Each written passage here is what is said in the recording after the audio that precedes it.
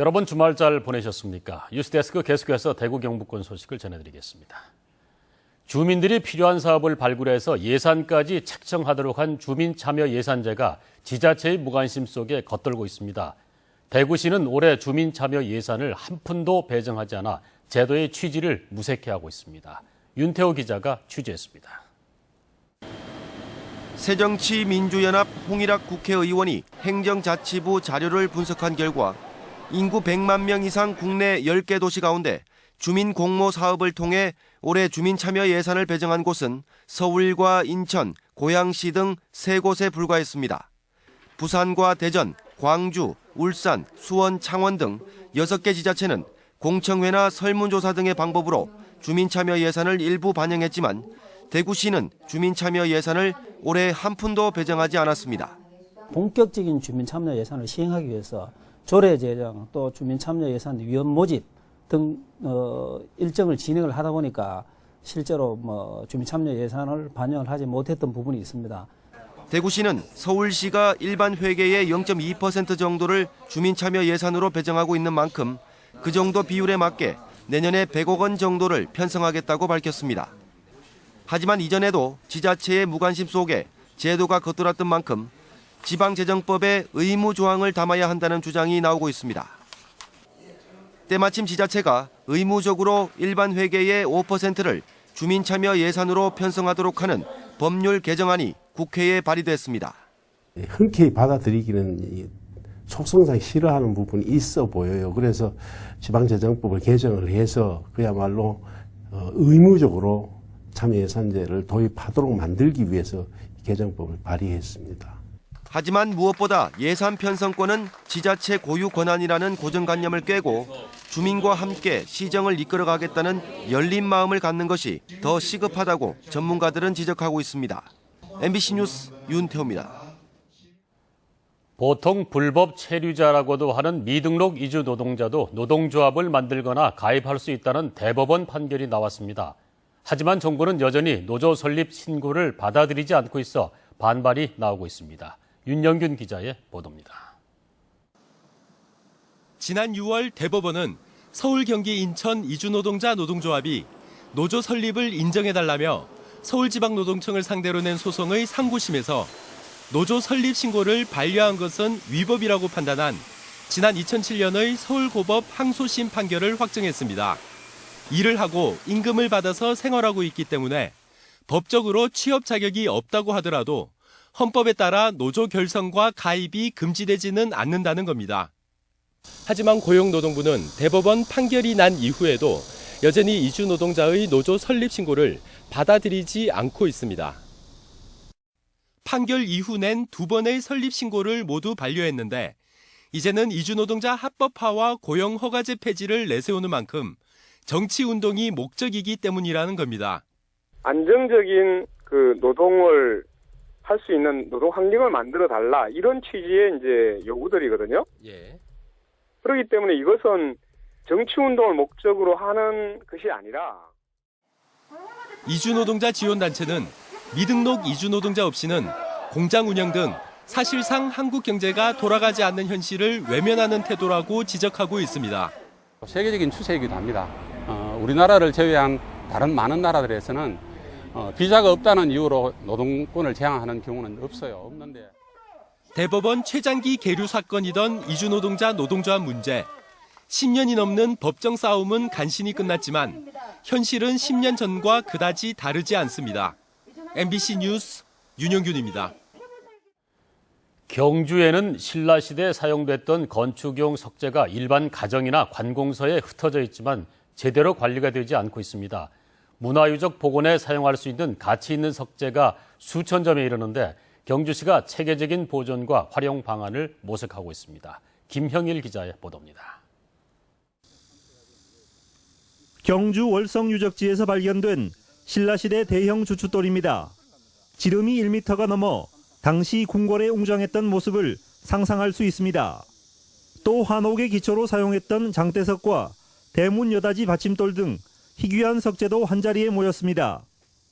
경주 지역 관공서나 일반 가정에 산재해 있는 신라시대 건축용 석재를 조사해 봤더니 2,600점이나 확인됐습니다. 경주시는 시민들의 자발적인 기증을 통해 그동안 방치되어 온 신라석재를 월성해자 유적지에 모아 전시하고 있습니다. 일반 민가나 기관이 소장함으로써 제대로 관리하는 데 어려움이 있었습니다. 그래서 이번 석재 헌정 운동을 통하여 체계적으로 관리하고 보존할 수 있는 계기가 될 것으로 생각됩니다. 경주향교와 경주문화원, 서학서원 등 7개 기관과 일반 가정에서 1차로 30점의 신라석재를 기증했습니다. 그 신라 석재는 나의 것이 아니고 우리 신라의 역사의 것이고 또 우리 모두가 공유해야 되는 것이기 때문에 당연히 헌정이 돼야 되고. 경주시는 신라석재 헌정운동을 문화재를 사랑하고 보존하는 시민운동으로 지속적으로 전개할 계획입니다. 또 수집된 석재에 대한 학술조사와 함께 보존 방안을 내년까지 수립하고 향후 신라왕궁 복원 사업에 활용하는 방안도 모색하겠다고 밝혔습니다. MBC 뉴스 김학일입니다. 입추이자 주말인 오늘 대구와 경북 지역은 찜통 더위가 이어진 가운데 대구를 비롯한 일부 지역에는 한때 소나기가 내렸습니다.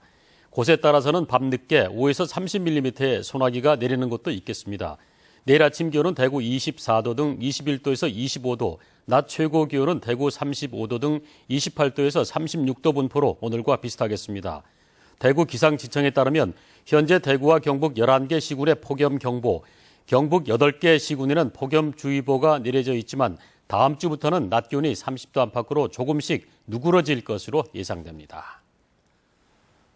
농업용 막사에 수렵 총탄이 날아들어 경찰이 수사에 나섰습니다. 영천시와 경찰에 따르면 지난 밤 사이 영천시 신영면에 있는 한 농사용 막사에 수렵용으로 보이는 총탄이 날아들어 칸막이를 뚫고 막사 내부에 있는 세탁기 등에 박혔습니다. 다행히 인명피해는 없었는데 경찰은 막사 주변에서 고라니로 보이는 짐승의 털과 핏자국을 발견하고 총을 쏜 사람을 찾고 있습니다. 경상북도가 오늘 오전 경주 힐튼 호텔에서 준하경 행정부지사와 중국 총영사, 중국인 관광객 등 350여 명이 참석한 가운데 중국인 경상북도 관광의 날 기념식을 열었습니다. 기념식에서는 업무 협약 체결, 중국인 유학생 기자단의 경북 관광체험기 발표 등 다양한 행사가 열렸습니다. 중국 현지 여행사들과 업무 협약을 체결한 경상북도는 2017년까지 다양한 관광 상품을 통해 매년 6,000명 이상의 중국인 관광객을 유치할 계획입니다. 경주시가 여름철 관광객 유치를 위해 조성한 동궁과 월지의 연꽃단지에서 관리 부실로 연꽃이 대부분 말라 죽었습니다. 경주시는 지난달 초 규정 성분을 어긴 살충제를 연꽃에 살포한 적이 있는 데다 최근에 극심한 무더위로 연꽃이 말라 죽은 것으로 추정하고 있습니다. 동궁과 월지의 연꽃단지는 4만여 제곱미터 규모로 여름철 경주 사적지의 대표적인 관광명소로 꼽혀왔습니다. 대구 중구청이 오는 11월부터 운행을 시작하는 도심순환용 투어버스의 명칭을 공모합니다. 중구의 관광지와 전통시장 등 쇼핑 거점을 연계해 지역경제와 관광 활성화를 목적으로 하는 도심순환용 투어버스는 오는 11월부터 20인승 규모로 운행될 예정입니다. DTC, 즉 대구 텍스타일 콤플렉스 섬유박물관과 대구시 동부교육지원청이 중등학교 자유학기제 지원 업무 협약을 맺었습니다. 대구 텍스타일 콤플렉스 섬유박물관은 내년부터 중학교에서 자유학기제가 시행됨에 따라 대구 지역 중학생들이 스스로 꿈과 끼를 찾을 수 있도록 섬유박물관 관람 기회를 제공하고 다양한 지원을 아끼지 않기로 했습니다. 국립경주박물관은 경주 구항동 석탑에서 출토된 국보 79호 금제열의 좌상 등 9점의 문화재를 새롭게 전시한다고 밝혔습니다. 금제열의 좌상은 신라 성덕왕이 나라의 안녕을 기원하며 구항동 석탑 안에 넣은 것으로 추정되며 경주 송화산 금산지에서 출토된 석조 반가 사유상과 각종 금동사리 외함, 청동접시 등도 전시됩니다. 박물관은 지난달 신라 황금문화와 불교미술전이 개막한 이후 하루 평균 3,700명이 박물관을 찾고 있다고 밝혔습니다. 행정자치부의 2015년 희망마을 만들기 사업 공모에서 대구시에서는 모두 10개 사업이 선정돼 사업비의 절반을 국비로 지원받게 됐습니다. 대구시가 신청한 사업 가운데 시설 조성 사업으로 동인동 청소년 공부방 조성과 남구 봉덕일동 건강경로당 만들기 사업이 선정됐고 공동체 활성화 프로그램은 난문시장 및 자동차 부속골목 활성화 지원 사업 등 8개 사업이 선정됐습니다. 대구 경북 소식이었습니다.